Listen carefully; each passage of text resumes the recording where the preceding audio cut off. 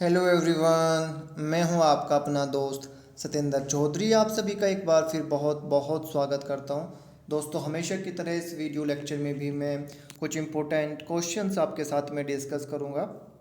और ये सारे क्वेश्चन मैंने लिए हैं दिसंबर 2019 के क्वेश्चन पेपर से। आज का वीडियो शुरू करने से पहले मैं आपको बता दूं दोस्तों, आप हमसे जुड़ सकते हैं। इसके लिए आप हमारे चैनल को सब्सक्राइब कर लें। आप हमसे व्हाट्सएप पे भी जुड़ सकते हैं। मैंने यहाँ पे अपना व्हाट्सएप का नंबर दिया है 7696180020। इस नंबर पे आपने अपना नाम, जगह का नाम, कॉलेज का नाम और ईमेल एड्रेस लिख के मेरे को व्हाट्सअप कर देना है। मैं आपको अपने स्टूडेंट्स की ब्रॉडकास्ट लिस्ट में ऐड कर लूँगा और जितना भी मटेरियल आपको अपना जेआरएफ क्लियर करने के लिए चाहिए वो आपके साथ में शेयर करूँगा। तो चलिए दोस्तों, शुरू करते हैं आज का लेक्चर। तो यहाँ पे हमारा पहला क्वेश्चन है, मैच द लिस्ट। दो लिस्ट दी हुई हैं दोस्तों। इस टाइप के क्वेश्चन बहुत ही आसान होते हैं, बट अगर आपको डाटा अच्छे से नहीं याद है तो आप इस टाइप के क्वेश्चन सही नहीं कर सकते। पहले भी मैं इस पे पूरा कैलेंडर आपके साथ में शेयर किया था एक वीडियो में, जिसमें डिफरेंट इन्वायरमेंटल के जो इवेंट्स हैं विद डेट। और हर बार मैं थीम पे तो एक वीडियो लेक्चर बनाता ही हूँ कि इस ईयर में किस इवेंट का थीम क्या था। बट फिर भी हम कई बार ऐसे क्वेश्चन को आसान समझ के छोड़ देते हैं कि ये क्वेश्चन तो बहुत ही आसान है, ये शायद नहीं आएगा। बट जब भी आप क्वेश्चन पेपर देखेंगे तो घुमा फिरा के हर दूसरे साल या हर दूसरे पेपर में इस पे क्वेश्चन ज़रूर आता है। तो मेरा आपको यही सजेशन यहाँ पे रहेगा कि आप इस कैलेंडर को अच्छे से याद कीजिए, अपने इन्वायरमेंटल इवेंट के कैलेंडर को, और सारी डेट को याद कीजिए। थीम पे तो मैं नो डाउट आपके एग्ज़ाम के टाइम पे वीडियो बना ही दूंगा। तो अगर आप यहाँ पे देखें तो आपको 4 इवेंट दिए हुए हैं: Earth Day, Ozone Day, Biodiversity Day और वेटलैंड डे। ये हम कब कब सेलिब्रेट करते हैं? जैसे कि आपका, अगर आप बात करो वेटलैंड की, तो अब वेटलैंड डे हम 2 फेब को सेलिब्रेट करते हैं।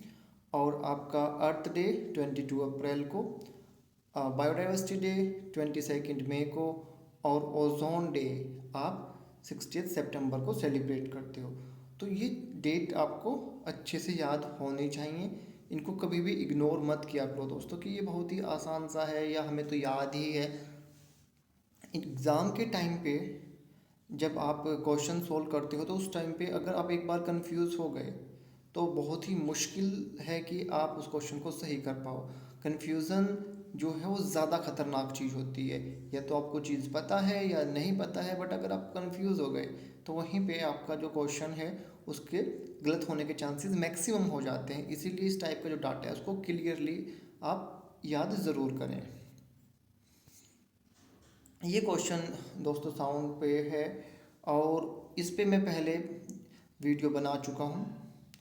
अब मैंने 2 टाइप के आपको नॉइज़ के सोर्सेज बताए थे, लाइन सोर्स और पॉइंट सोर्स। दोनों पे न्यूमेरिकल मैं अच्छे से सोल्व कर चुका हूँ, जितने भी न्यूमेरिकल अभी तक आपको मिले हैं आपके एग्ज़ाम में। और वहीं पे मैंने आपको ये रूल भी बताया था। जिन लोगों ने मेरी वो वीडियोस देखी हैं उनको अच्छे से ये चीज़ पता है और उन्होंने वो नोट डाउन भी की होगी। और मैं हमेशा एक चीज़ पे यहाँ पे जोर देता हूँ कि हमेशा सोर्स देखो आप, कि पॉइंट सोर्स है, लाइन सोर्स है, क्या सोर्स दिया गया है आपको।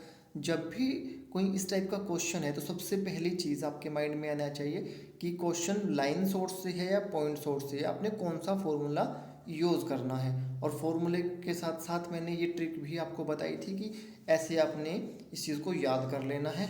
और लकीली आपको डायरेक्ट उसी लाइन पे ये क्वेश्चन मिला है। अगर आपने वो चीज़ देखी होगी, लिखी होगी, तो 101% आपका ये क्वेश्चन सही रहा होगा इस बार। बहुत ही इम्पोर्टेंट कॉन्सेप्ट है। अगर आप लाइन सोर्स की बात करो तो जैसे ही आपकी डिस्टेंस डबल होगी तो आपका जो नॉइस है वो 3 dB कम हो जाएगा। जैसे ही डिस्टेंस डबल होगी, जो आपका नॉइस है वो 3 dB कम हो जाएगा। इसी टाइप से मैंने आपके लिए पॉइंट सोर्स के लिए भी बताया था कि जैसे ही आपका डिस्टेंस डबल होगा तो आपका जो नॉइस लेवल है उसमें 6 dB की कमी हो जाएगी। तो ये दोनों पॉइंट मैंने आपको पहले भी क्लियर कर दिए थे, इस बार भी मेरा यही सजेशन है दोस्तों कि फॉर्मूला आप लिखो, अच्छे से क्वेश्चन की प्रैक्टिस करो उसकी, और उसके नीचे ये लाइन ज़रूर लिखो कि जैसे ही आपका जो डिस्टेंस है वो डबल होगा तो लाइन सोर्स में 3 dB की कमी हो जाएगी और पॉइंट सोर्स में 6 dB की कमी हो जाएगी। अभी तक अगर आपने वो लेक्चर नहीं देखे तो दोनों वो लेक्चर आप अच्छे से देख के उसको अपनी नोटबुक में अच्छे से नोट करके उसकी प्रैक्टिस करें। इस बार जैसे इन्होंने क्वेश्चन में न्यूमेरिकल आपको नहीं दिया, इस टाइप से पूछ लिया। अगला क्वेश्चन है दोस्तों, Beaufort scale is used to classify which of the following meteorological parameter. तो अगर आप केवल आंसर की बात करो तो सही आंसर है इसका विंड वेलोसिटी। बट यहाँ पे आपने क्या काम करना है, प्रेशर को किस स्केल पे नापते हैं और किस मेथड से मापते हैं, प्रेसिपिटेशन, विंड डायरेक्शन को हम नापने के लिए, मेज़र करने के लिए कौन सी चीज़ यूज़ करते हैं, इसका भी आपको पता होना चाहिए। जैसे इससे पहले जो आपको क्वेश्चन आया था उसमें रेडिएशन को किस स्केल में नापते हैं, तो जो मेट्रोलॉजी के आपके मेजर पैरामीटर हैं, ठीक है, उनकी आप लिस्ट बनाइए और उनको किस स्केल पे मेज़र करते हैं, किन किन मेथड से मेज़र करते हैं, उनकी लिस्ट बनाइए। एक पेज पे अच्छे से इस टाइप से लिस्ट बना लीजिए और उसको अच्छे से याद कीजिए, क्योंकि ये इस टाइप का जो क्वेश्चन है आप देखेंगे तो आपको हर बार कहीं ना कहीं पे इस टाइप का क्वेश्चन ज़रूर मिल जाता है। तो आपने प्रेशर को किस किस यूनिट में मेजर करते हैं, किस किस मेथड से मेजर करते हैं, उसको आपने याद कर लेना है। Precipitation, wind direction, humidity, radiation, ठीक है, जितने भी आपके मेजर मेट्रोलॉजिकल पैरामीटर हैं उन सभी की लिस्ट बना के आप ऐसे अच्छे से याद करो। दोस्तों मैं उम्मीद करता हूँ कि आप सभी लोग अच्छे से पढ़ रहे होगे। बहुत ही अच्छा टाइम अभी आपके पास में है। अच्छा, मैं इसलिए कह रहा हूँ कि आपके पास में इनफ टाइम है। अगर आपके पास में रिसोर्सेज नहीं हैं दोस्तों, तो मैंने आपको बार बार यही कहा है कि आप मुझसे कांटेक्ट करें। मैं आपको बुक्स दूंगा, नोट्स दूंगा, मेरी वीडियोस यूट्यूब पे अवेलेबल हैं। अगर आपने ये सब कर लिया तो डेफिनेटली आपका JRF होगा। मैं हमेशा कहता हूँ, जो लोग मुझे जानते हैं उन्हें पता भी है, 80 to 85 क्वेश्चन आपको डायरेक्टली मेरे मटेरियल से मिलने ही मिलने हैं। मैं ये नहीं कह रहा हूँ कि 100 को के 100 मिलेंगे, बट 80 to 85, ठीक है।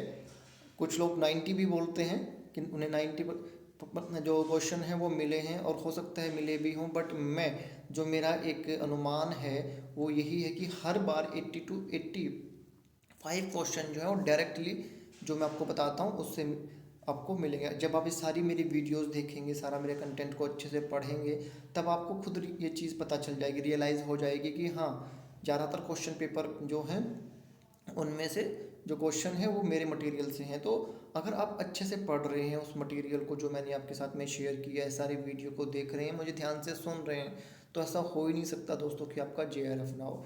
आपकी मेहनत, आपकी लगन ही आपका JRF कराएगी। कुछ कहीं पे डाउट हो आपको, ठीक है, मैं फिक्स रहता हूँ, मेरा एक फोकस रहता है, मैं हमेशा JRF के पॉइंट ऑफ व्यू से चलता हूँ।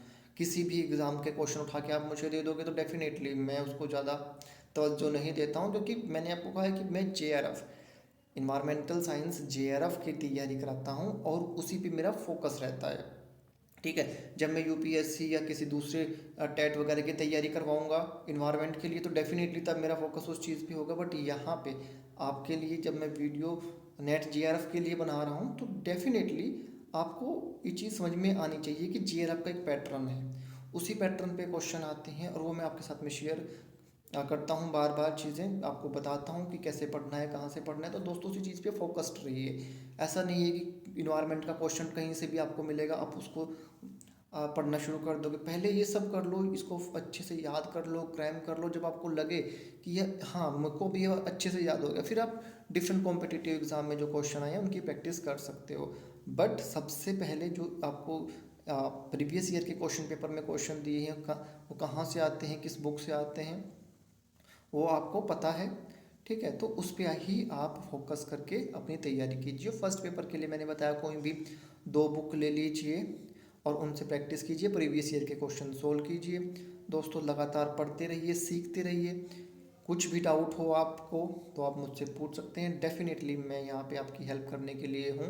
आपको कोई गाइडलाइन चाहिए, कोई क्वेश्चन समझ में नहीं आ रहा है आपको, ठीक है, तो मैं पूरी पूरी कोशिश करूँगा कि आपकी जल्दी से जल्दी मैं हेल्प कर सकूँ, आपको सॉल्यूशन दे सकूँ। दोस्तों सीखते रहिए, मुस्कुराते रहिए। मुझसे जुड़े रहने के लिए हमारे चैनल को आप सब्सक्राइब कर लें। मेरा व्हाट्सअप का नंबर मैंने आपको दे दिया है स्टार्टिंग में ही, उस पर आप मुझसे कॉन्टैक्ट कर सकते हैं। दोस्तों thank you, God bless you.